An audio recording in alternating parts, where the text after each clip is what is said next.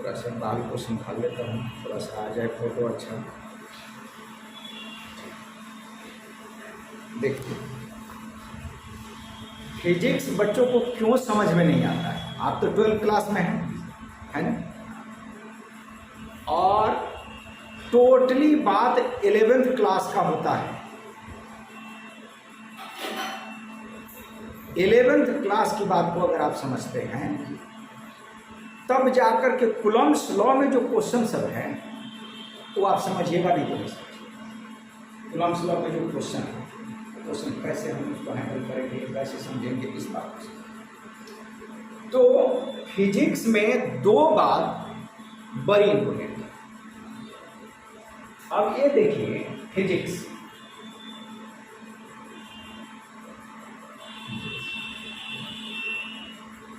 ये क्लास 11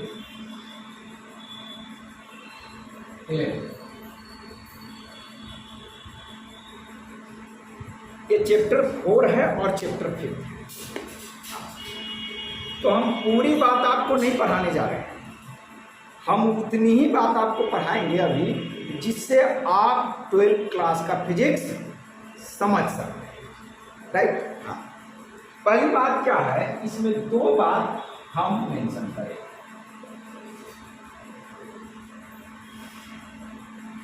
इसमें कमी है, इसमें देखता हूँ।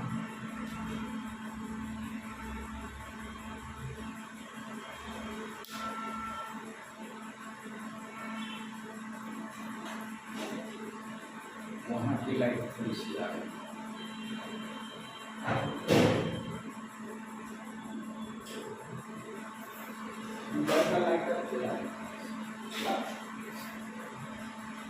आज मेरा पूरा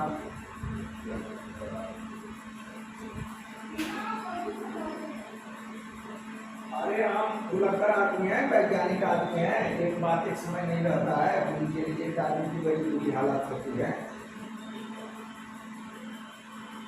थॉमस एल्वा एडिसन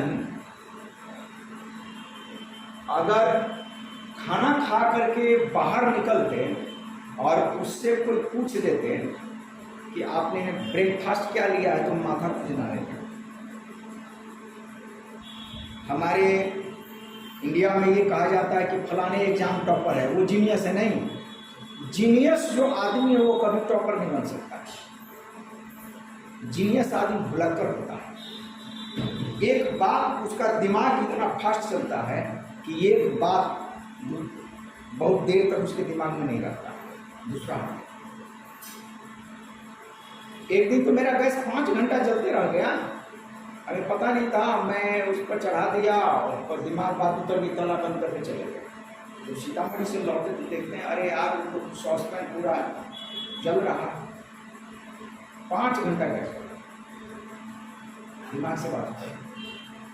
कभी कभी दूध ऐसे ही उबाल करके, आज भी ऐसे ही हो गया। चलिए, तो क्लास 11th का जो फिजिक्स है उसमें हमें 2 टॉपिक पढ़ना जरूरी है। एक आपका है वेक्टर, क्या वेक्टर, एंड सेकेंड है F B, second F B. अब इस बात को समझना जरूरी है, तब जाकर के आप फिजिक्स समझें। देखिए, और इसके बाद तब हम आपको न्यूमेरिकल क्वेश्चन कैसे फिजिक्स में बनता है ये आपको सिखाएंगे। देखिए, फ्री बॉडी डायग्राम क्या है? इसका फुल फॉर्म है फ्री बॉडी डायग्राम। ये आपको laws of motion chapter 5 class 11 ये फिजिक्स में है। इस चैप्टर का दूसरा नाम है laws of motion. Laws of motion, right. And ये जो वेक्टर है ये चैप्टर 4 में पढ़ना, चैप्टर 4 चैप्टर फिजिक्स क्लास 11 में, क्लास 11 क्लास 11। उस चैप्टर का नाम है motion in a plane, motion in a plane. इसी में प्रोजेक्टाइल वगैरह सारी बात करें, ठीक। इसको बैकबोन ऑफ फिजिक्स भी कहा जाता है। बैकबोन का मतलब समझते हैं? बैकबोन का मतलब जैसे हम कहेंगे कि रीढ़ की हड्डी, बैकबोन ऑफ फिजिक्स। नहीं बोलता अरे यार ये जो हमारे आदमी है ये तो बैकबोन है, मतलब वो हमारे लिए सबसे महत्वपूर्ण। एक कहावत आती बैकबोन, मतलब हमारे शरीर का जो बैकबोन है उसको कहते हैं, उसको रीढ़ की हड्डी बोला जाता है। So vector and free body diagram both are backbone of physics, backbone of physics. Physics का ये बैक, इसके बगैर करीब करीब आप फिजिक्स नहीं समझेंगे। करीब करीब क्या 98% बात आप फिजिक्स का नहीं समझेंगे। हर जगह ये आपको दो बात खराब मिलेगा, ठीक टाइम। तो अब हम स्टार्ट करते हैं पहले वेक्टर का, ठीक टाइम। आसानी से इस बात को समझेंगे। चलिए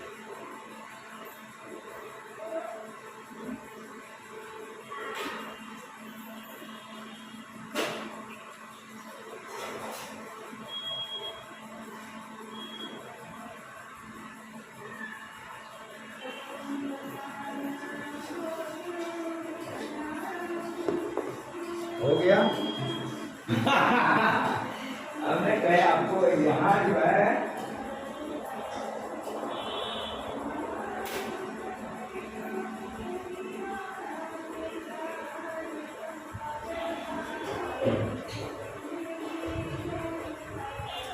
ये सब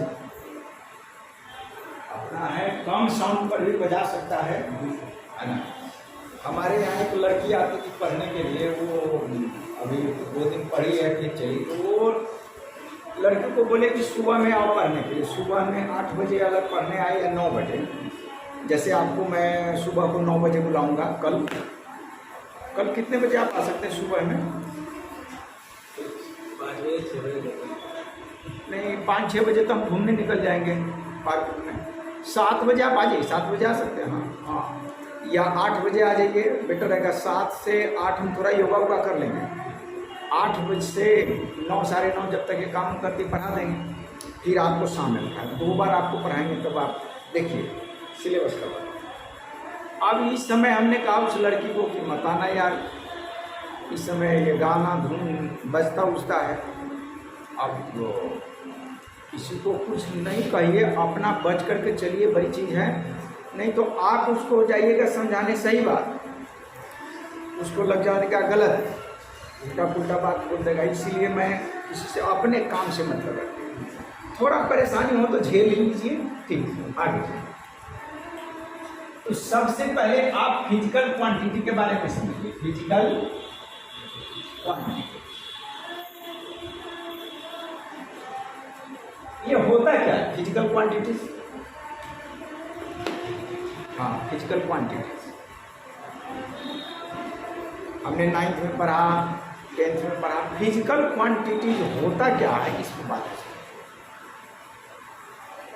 फिजिक्स जो वर्ड बना हुआ है ये सराउंडिंग चीज से बना है। फिजिक्स वर्ड, फिजिक्स सराउंडिंग चीज। अब आपके सराउंडिंग चीज जो इन्वायरमेंट है उसमें आपको मेजरमेंट करने वाली कौन कौन चीज है? आप टेबल को भी मेजर कर सकते हैं, लेंथ ब्रेथ है, और उनको भी मेजर कर सकते हैं। तो जो भी मेजरेबल थिंग है, ऑल मेजरेबल थिंग्स जिसको आप मेजर कर सकते हैं, वो सभी जो मेजर करने वाली चीज है, जिसको आप मेजर करते हो, फिजिकल क्वांटिटी है। लेट अस कंसीडर, आप बात को समझेंगे कैसे? तो ये आपका रॉड है, दिस इज रॉड, ठीक है, और रॉड है, तो ये फिजिकल क्वांटिटी नहीं है। Rod is a object. क्या हो गया? रॉड ये क्या है आपका?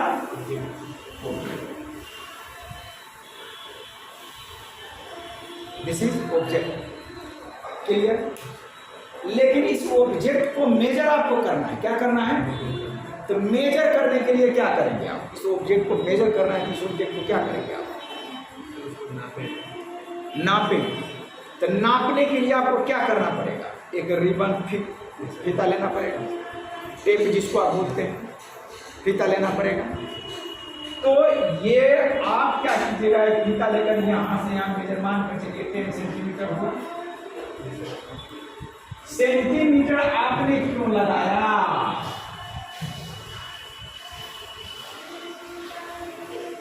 सेंटीमीटर आपने क्यों लगाया? तो सेंटीमीटर हमने इसलिए लगाया कि यह लेंथ की यूनिट है। क्या है? हाँ, तो लेंथ आप लिखे 10 सेंटीमीटर, राइट? तो जो ये लेंथ है, this is called physical quantity. क्या? Physical quantity. और रॉड हमारा ऑब्जेक्ट हो गया। क्या हो गया? हाँ, ऑब्जेक्ट। इस ऑब्जेक्ट को मेजर जिस चीज से किए वो क्वांटिटी हो गया। क्या हो गया? हाँ, ऑब्जेक्ट और क्वांटिटी समझना है, अलग अलग बात। ऑब्जेक्ट को मेजर करने के लिए जिस हथियार, जिस वेपन्स का आप यूज करते हैं, वो होता है फिजिकल क्वांटिटी। यहां आपने 10 सेंटीमीटर लिखा, तो 10 हमारा क्या है? 10 हमारा मैग्नीट्यूड है। क्या है? मैग्नीट्यूड। और सेंटीमीटर क्या है? यूनिट। बात को गहराई से विचार कीजिए। कई बच्चों को आज तक पता नहीं कि वो फिजिकल क्वांटिटी किसको कहेंगे, फिजिकल क्वांटिटी किसको कहेंगे ये पता नहीं। ऑब्जेक्ट को फिजिक्स आप कहते हैं, सराउंडिंग चीज में क्या है? ऑब्जेक्ट है, उसको आप देखते हैं, इसी वर्ड से फिजिक्स बनी है। फिजिकल वर्ड पहली चैप्टर है तो पढ़ना है, उसी में से हमारा टेबल है, ये कमरा है, ये रूम है ना, ये रूम है, ये क्या हो गया? Physical object. क्या हो गया? ऑब्जेक्ट हो गया। लेकिन इस रूम को हमें मेजर करना है। क्या करना है? मेजर करने के लिए मुझे क्या क्या करना पड़ेगा? हमें इस रूम का लेंथ लेना पड़ेगा, ब्रेथ और हाइट। आगे तो आपने लेंथ लिया, ब्रेथ लिया, हाइट लिया, और तब आप इस रूम का एरिया निकालेंगे। क्या निकालेंगे? एरिया। तो क्या लिखेंगे? 2L × B plus B × H plus H × C। यही ना लिखते हैं? Total surface area. और क्या कीवर्ड, ये फार्मूला 9 में पढ़े हुए, 10th में भी पढ़े हुए, 8th क्लास में भी पढ़े हुए। तो ये रूम हमारा क्या है? क्यूबॉइड जैसा है, इसमें लेंथ, ब्रेथ और हाइट है। तो room is an object. Room is an object. Room हमारा क्या है? एक वस्तु है, एक ऑब्जेक्ट है, लाइक रॉड। लेकिन इस रूम के मेजरमेंट के लिए, इस रूम की सरफेस एरिया के लिए हमें क्या निकालना पड़ गया? एरिया। क्या निकालिए? एरिया। तो एरिया जो है, this is called physical quantity. Area हमारा क्या हो गया? हाँ। और इसको जब आप कैलकुलेट कीजिएगा, वैल्यू पुट करके मान कर चलिए 10 सेंटीमीटर है, 5 सेंटीमीटर है और 2 सेंटीमीटर है, एक मान कर चलिए, तो कोई क्यूबाइड है तो इसको आप निकालिएगा तो क्या निकाले 2 10 into 5 plus 5 into 2 plus 2 into 10 क्या हो जाएगा आपको 50 और 10 60 और 20 80 82 इंटू 8 आप क्या लिखेंगे 160 क्या लिखेंगे centimetre square not centimetre centimetre square लिखें। तो एरिया ऑफ क्यूबॉइड क्यूबॉइड जो है वो ऑब्जेक्ट हो गया क्यूबॉइड क्या हो गया ऑब्जेक्ट माचिस हो गया आपके बगल में बक्सा रखा है ये क्यूबॉइड ऑब्जेक्ट है इस ऑब्जेक्ट को आपने सरफेस एरिया निकाला तो सरफेस एरिया फिजिकल क्वांटिटी और वो बक्सा है ऑब्जेक्ट क्या हो गया ऑब्जेक्ट तो वो बक्सा जो है वह फिजिकल ऑब्जेक्ट है क्या है और उस फिजिकल ऑब्जेक्ट को मेजर करने के लिए आपको एरिया की जरूरत पड़ी ठीक तो area is a physical quantity कुछ बात समझ में पहले समझ तो इसका 160 सेंटीमीटर स्क्वायर लिखे तो 160 क्या है मैग्नीट्यूड है क्या है मैग्नीट्यूड और सेंटीमीटर स्क्वायर क्या है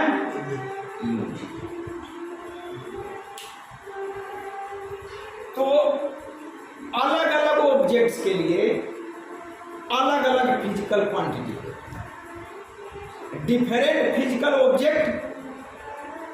different physical objects have different physical quantity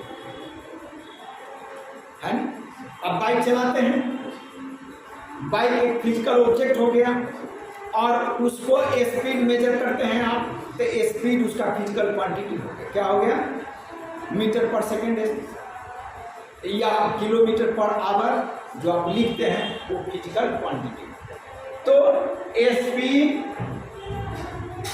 right आप लिखते 50 किलोमीटर पर आवर राइट तो 50 ये तो speed this is physical quantity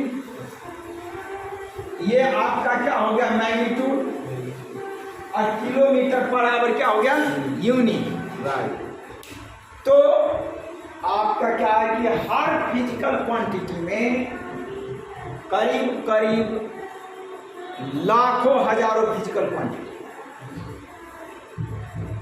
आप 9th क्लास के मैथ से ही कंपैरिजन कीजिए और वॉल्यूम फिजिकल क्वांटिटी है डेंसिटी फिजिकल क्वांटिटी है ना एक्सीलरेशन स्पीड बहुत सारे आप देखेंगे तो फिजिकल क्वांटिटी मिलेंगे ठीक है उन सारे फिजिकल क्वांटिटी में फिजिक्स ने 2 पार्ट में बांट दिया फिजिकल क्वांटिटी अब तो दीज आर ऑल ये दिस इज ऑब्जेक्ट ठीक this is an object this is an object तो जितने भी ऑब्जेक्ट हैं सबका वो अलग अलग यूनिट है क्योंकि अलग अलग फिजिकल क्वांटिटी है तो फिजिकल क्वांटिटी समझने में कोई दिक्कत फिजिकल क्वांटिटी का मतलब है फिजिकल ऑब्जेक्ट को पहले पकड़ेंगे है ना फिजिकल ऑब्जेक्ट को पकड़ेंगे अब पानी देखेंगे water is a physical object तो उसका वॉल्यूम निकालेंगे ग्लास में तो वॉल्यूम क्या हो गया फिजिकल क्वांटिटी वाटर है उसका डेंसिटी निकालेंगे डेंसिटी क्या हो जाएगा फिजिकल क्वांटिटी अब आप इन सारे फिजिकल क्वांटिटी में 2 बात जानना जरूरी है जो पता नहीं ये सारी चीज कंफ्यूजन का कारण रहता है बच्चे में अब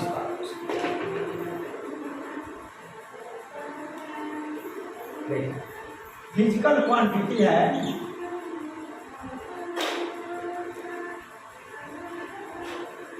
हाँ इस फिजिकल क्वांटिटी को 2 हिस्से में बांटो ठीक राइट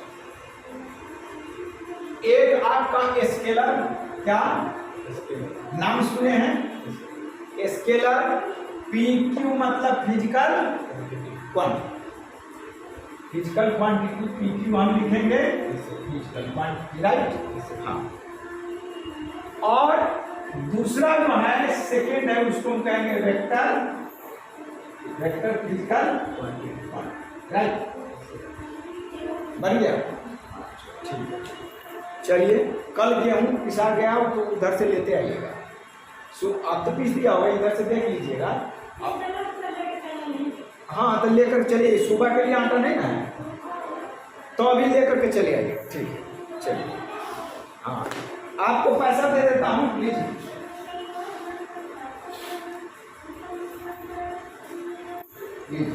आप पैसे में बाद में दे दूंगा, 20 रुपया पिसाने का हो गया, आने जाने का ले आइएगा अगर पिस दिया होगा तो। हाँ तौलवा लीजिएगा, सुनिए ना, तौलवा लीजिएगा, ठीक है। कहीं निकाल ले तौलवा करके आइएगा। हाँ तो एक क्या पढ़ेंगे, स्केलर फिजिकल क्वांटिटी, और दूसरा क्या हो गया वेक्टर। हम इसी वेक्टर को पढ़ाने जा रहे हैं, लेकिन साथ में इसकी थोड़ी सी चर्चा कर रहे हैं। तो ये जो है ना बात बनी, जितने भी फिजिकल क्वांटिटी सब में आपका मैग्नीट्यूड और यूनिट रहेगा, मैग्नीट्यूड और यूनिट रहेगा। अब आप देखिए, अब ये मोबाइल है, हम कहेंगे इसका लेंथ कितना है तो 5 सेंटीमीटर, ब्रेथ कितना है 3 सेंटीमीटर। तो 5 सेंटीमीटर,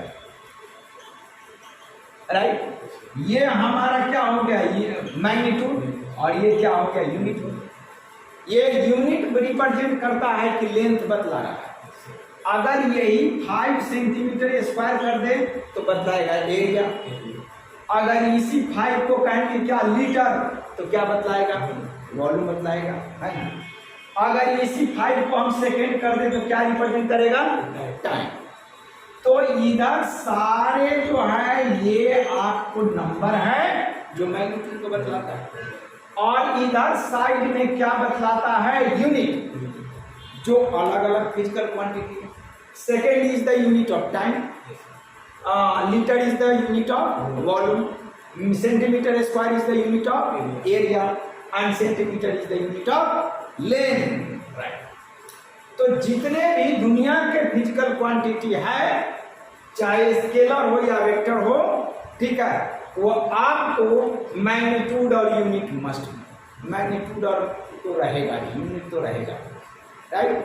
अब बात आ गई कि some physical quantities which have direction and some are, मतलब कुछ में आप करके आया डायरेक्शन है और कुछ में डायरेक्शन नहीं। तो डायरेक्शन के बेस पर, on the basis of direction, direction के बेस पर ये हम आपको बतलाएंगे कि कौन वेक्टर है और कौन स्केलर है। तो स्केलर क्वांटिटी, इसमें क्या है, मैग्नीट्यूड होगा लेकिन डायरेक्शन नहीं, having magnitude but not direction. अब मैग्नीट्यूड है तो यूनिट लिखेंगे,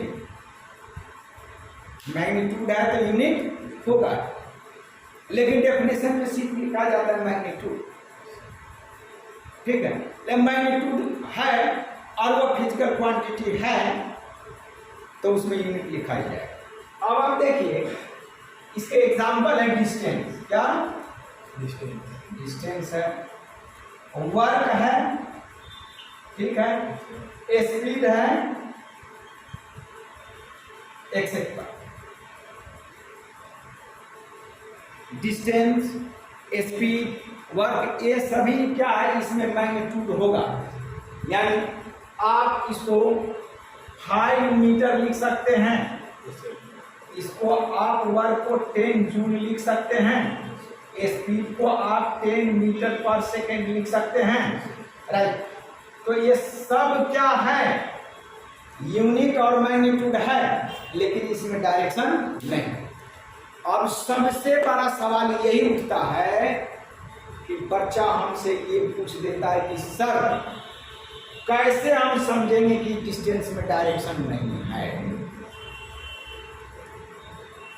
कैसे हम समझेंगे कि वर्क जो जूल है वर्क क्या है, इस बात को पकड़ना बड़ी ये एक टेढ़ी बात हो जाती है बच्चे के दिमाग में डालना कि इसमें अब ये रटनता रटंत वाली बात नहीं, बातों को जमीन पर उतार देना।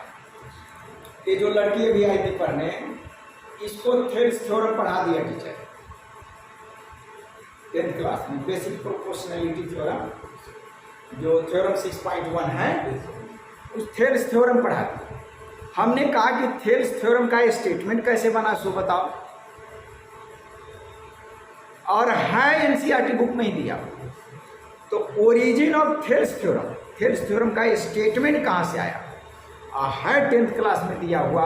उस लड़की को टीचर नहीं पढ़ाया, कल मैंने उसे पढ़ाया, तब उसको दिमाग में आया। हम कहें कि देखो बेशक थेल्स थ्योरम पूछते एग्जाम में, तुम्हें वो क्वेश्चन आ जाए, 5 में 5 नंबर मिल जाए, लेकिन थेल्स थ्योरम की जानकारी तुम्हारे पास नहीं। जो टीचर उसको थेल्स थ्योरम पढ़ाया है या बीपीटी थ्योरम पढ़ाया, बेसिक प्रोपोर्शनलिटी थ्योरम पढ़ाया, वो टीचर पढ़ा कर चला गया। वो टीचर डायलॉग भी दे रहा है कि मैं 10 साल से पढ़ा रहा हूं,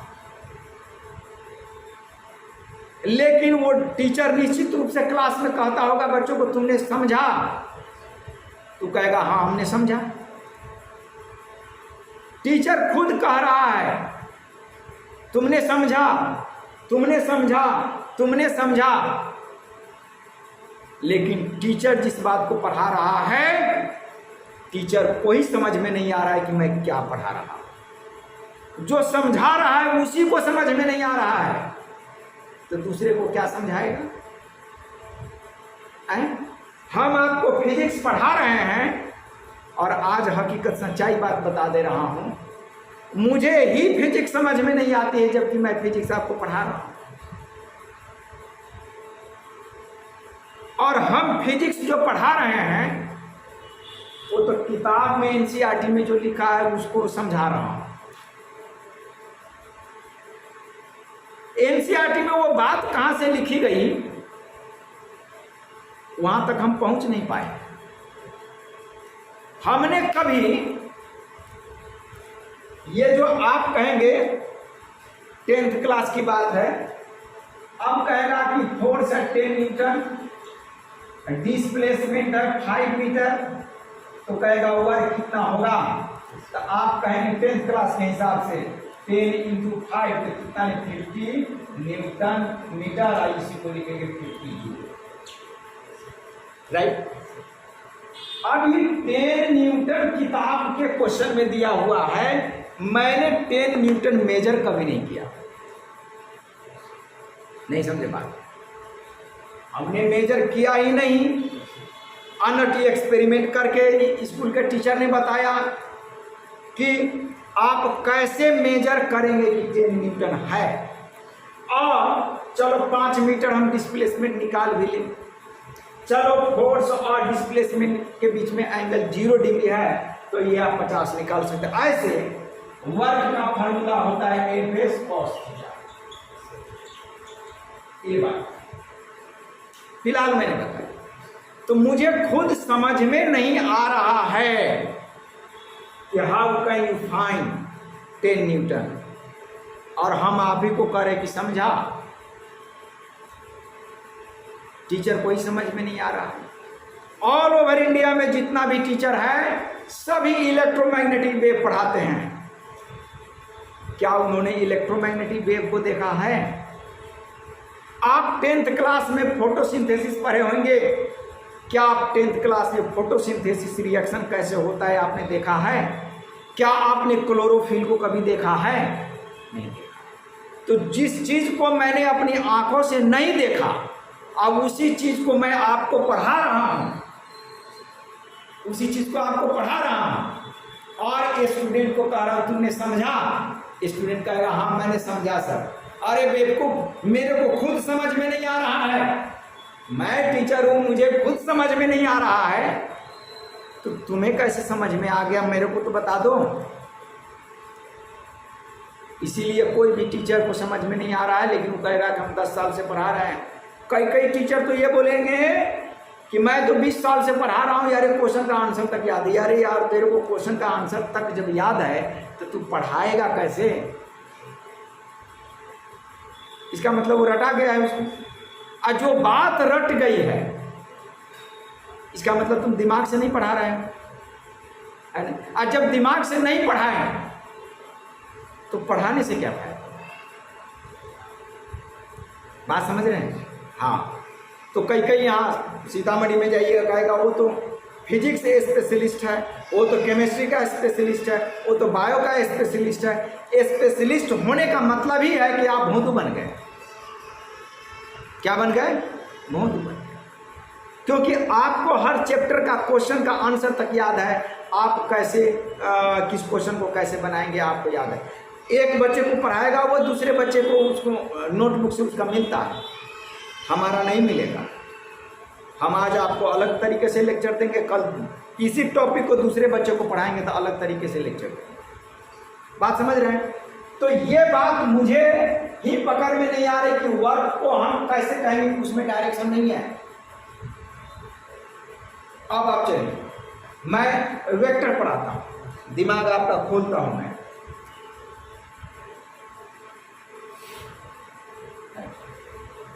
अब आप देखिए वेक्टर है, ये डिफाइन होता है those physical quantities which having magnitude and direction both.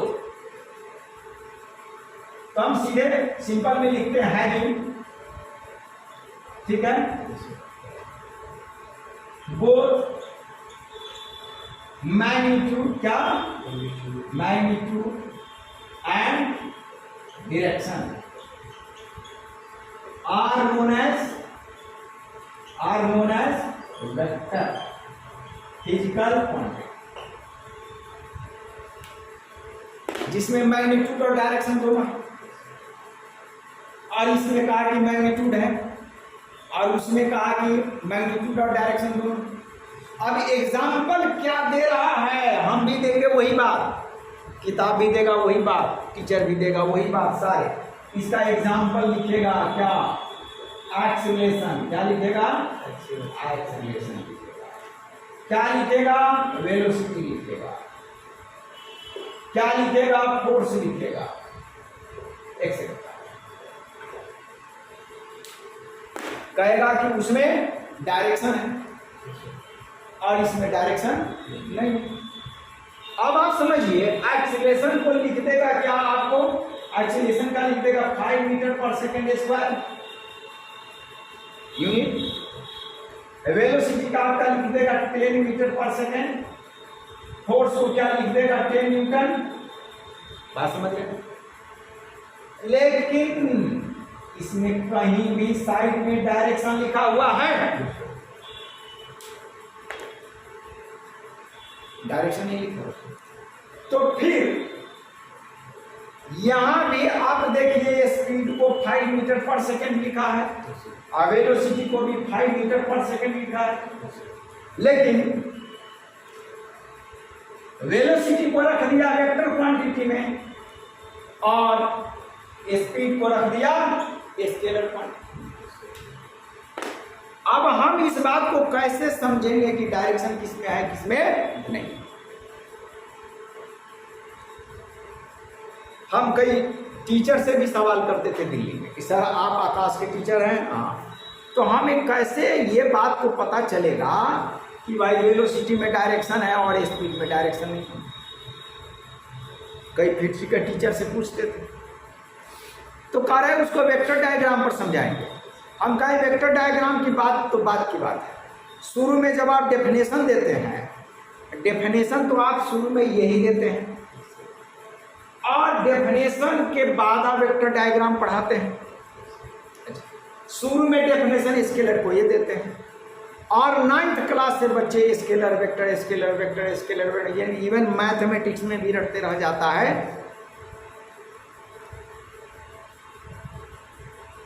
तब बात ये बनती है कि ये सारी बात और इनमें क्या डिफरेंस है, थोड़ी सी मैं आपको आइडिया दे देता हूं। हालांकि हम भी पढ़ाते हैं, ठीक, लेकिन जब तक एक्टिविटी करके हम ना देखें तब तक वो पढ़ाई गलत है। विज्ञान साइंस जो है पूरी एक्टिविटी पर चल रहा है। तो हमारे देश के जो टॉपर बच्चे होते हैं उनको ये कहेंगे कि क्या तुमने 10th क्लास में थेल्स थ्योरम पढ़ा है, प्रूव कर सकते हो तो कर देगा।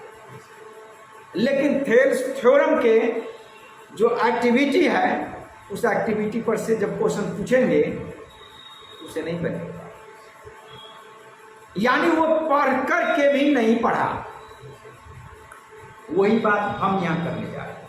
अब आप देखिए क्वेश्चन जो आपको लिखा रहेगा ना कई जगह, तो ये 10 न्यूटन जो लिखा है क्वेश्चन लिखा रहेगा, तो या तो बुक में वो इस तरीके का नॉर्थ साउथ, ये क्या होगा ईस्ट वेस्ट होगा, ये वेस्ट और ये ईस्ट,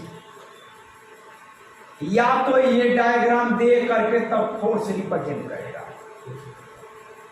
समझ में, जैसे आपको ये डायग्राम दे देगा, इधर दे देगा 10 न्यूटन, ये न्यूटन और ईस्ट से किधर 60 डिग्री पर, राइट। तो 60 डिग्री जो ईस्ट से दिया टुवर्ड्स नॉर्थ, नॉर्थ की तरफ, ये आपका डायरेक्शन। तो फोर्स आपका लग रहा है 10 न्यूटन, लेकिन ईस्ट से आपको नॉर्थ की तरफ कितने डिग्री पर, 60 डिग्री पर। दिस इज द डायरेक्शन, ये दे देगा क्वेश्चन। तो क्वेश्चन में मेंशन रहेगा आपका डायरेक्शन, ठीक, या तो ये डायग्राम देकर बताएगा या नहीं तो वो लिख करके बताएगा। डायरेक्शन दे दे, डायरेक्शन है तो उसको समझ लेना है क्या, वेक्टर। मैग्नीट्यूड तो सब में है, यूनिट तो सब में है, लेकिन जिसमें डायरेक्शन आ गया उसको वेक्टर क्लास दे देंगे और जिसमें डायरेक्शन नहीं आया उसमें स्केलर। अच्छा, आपको एक्सीलरेशन के लिए भी इसी तरीके का बात करेगा, आपको वेलोसिटी के लिए भी इसी तरीके का बात करेगा, सबके लिए यही बात करेगा। बात समझ रहे हैं? अच्छा, यहां पर आपका वो चीज का चर्चा नहीं रहेगा, ये डायरेक्शन की चर्चा नहीं रहेगी। बात समझ रहे हैं? एक सिंपल सा एग्जांपल से बात को समझिए। कहीं कहीं पर कई लोगों का जो है ना दुकान शिफ्ट कर जाता है, मतलब शॉप जो है ना शिफ्ट कर जाता है, कहेगा इस गली से उस गली में चली गई तो तीर मार देता है ना। शॉप दुकान यहाँ से यहाँ चली गई तो इधर तीर मारता, वो तीर डायरेक्शन बता रहा है। तीर क्या बता रहा है? डायरेक्शन। समझ रहे हैं? इसीलिए वेक्टर क्वांटिटी को रिप्रेजेंट करने के लिए, इसको रिप्रेजेंट करने के लिए एरो साइन का यूज किया गया। इसका एरो साइन का यूज किया गया, यानी ये आपका एरो साइन। जबकि स्केलर क्वांटिटी के लिए तो जो वेक्टर है उसके माथे पर एरो लगा दिया, तीर का चिन्ह। अभी आपको हम दुकान का उदाहरण दी, जिधर जाना होता है उधर तीर लगा दिए। तो स्केलर और वेक्टर की पहचान के लिए कि कौन स्केलर है और कौन वेक्टर है, पहचान करने उसको लगा दी। जैसे अब इलेक्शन कार्ड है, इसको पहचान पत्र रूप बोलते हैं। आप इंडिया के हैं तो आपका इंडियन इलेक्शन कार्ड होगा, भारत निर्वाचन आयोग लिखा होगा। कोई पाकिस्तान का है तो उसको पाकिस्तान निर्वाचन आयोग लिखा होगा, है। कोई अमेरिका का है तो अमेरिकन इलेक्शन कार्ड उसका अलग होगा। तो यानी वहां का आप सिटीजन हैं।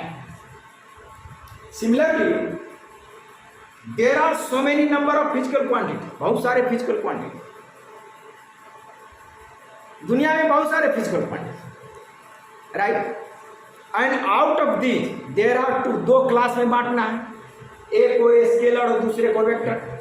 तो पढ़ाने के ख्याल से वेक्टर क्योंकि डायरेक्शन बतलाता है, डायरेक्शन जो बतलाता है उसके ऊपर तीर लगा दिया।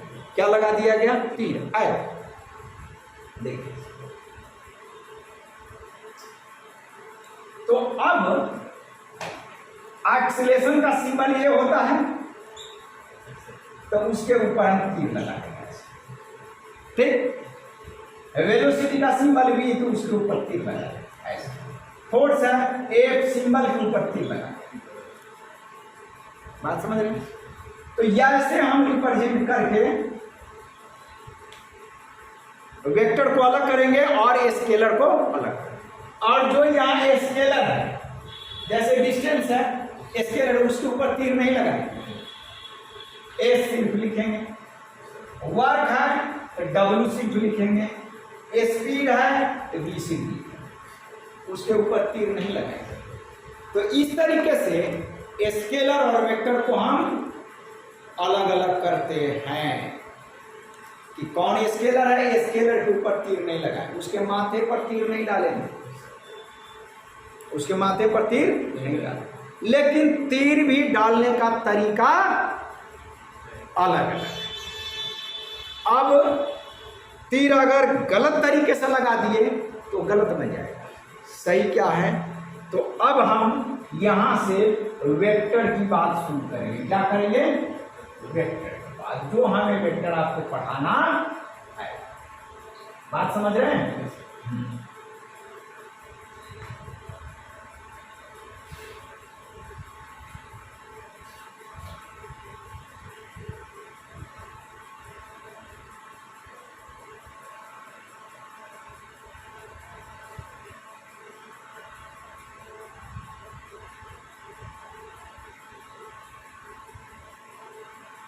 देखिए,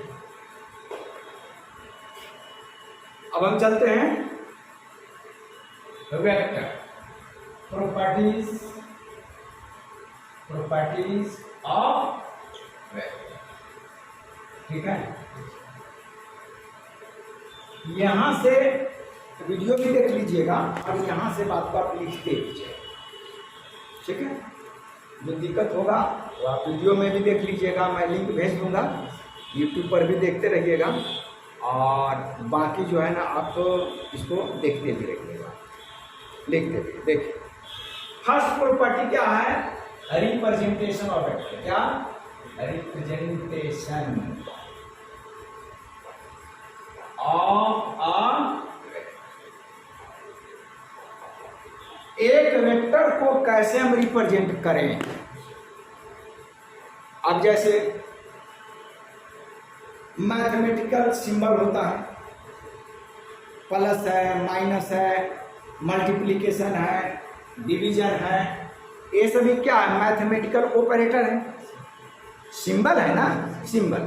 प्लस कैसे? सिमिलरली वेक्टर को रिप्रेजेंट करने के लिए आप करेंगे बाई ये सिंबल करेंगे, राइट। अच्छा, आज फॉर एग्जाम्पल अभी मैंने कहा क्या? एक्सीलरेशन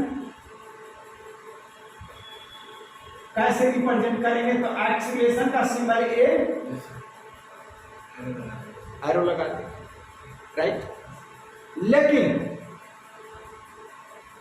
ये आपका करेक्ट है, आपका ए ऐसे तीर मत लगाइएगा। अब कोई बच्चा कहे कि नहीं कि सर हमारी दुकान इधर से इधर शिफ्ट कर गई, ठीक है, इधर से इधर शिफ्ट कर गई, तीर तो दीवार पर इधर से इधर लगाएंगे, लेकिन मैथ्स बनाने में, फिजिक्स बनाने में वेक्टर का सिंबल आपको यही यूज करना है। ऊपर माथे के ऊपर, यानी सिंबल के ऊपर, और लेफ्ट से राइट, इधर से वाले इधर वाले तीर लगाना है। ये रिप्रेजेंटेशन आपका रॉन्ग क्या है। कोई बच्चा कहे कि नहीं भाई मैं तो ऐसे लगा दूंगा सर, मेरा दुकान था 3rd फ्लोर पर, नीचे चला गया, तीर ऐसे लगाऊंगा, my shop shifted from 3rd floor to ground floor, तीर लगाएगा। बेशक आप तीर ऊपर से नीचे लगा दीजिए, इसका मतलब यह है कि आदमी ऊपर जो जाएगा तो वो फिर नीचे आ जाएगा कि भाई ग्राउंड फ्लोर। लेकिन आप इस सिंबल का यूज मत कीजिएगा, ये रॉन्ग है, एक्सेलेरेशन ऐसे नहीं होगा। फिर ये आप कहिए नीचे लगा दें, ए भी आपका रॉन्ग है, और फिर आप कहिएगा नहीं सर ऐसे लगा दे, ये भी आपका रॉन्ग है। यानी आपको ये रिप्रेजेंट करना पड़ेगा। ठीक, अब आपसे पूछा जाए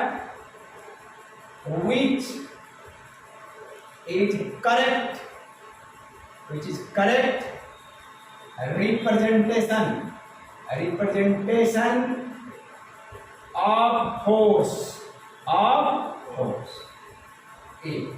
ऑप्शन नंबर 1 ए लिख देगा आपको ऐसे, बी ए ऐसे, सी ऑप्शन सी ए ऐसे, और डी में लिख देगा आपका ऐसे। बताइए कौन सही है इसमें?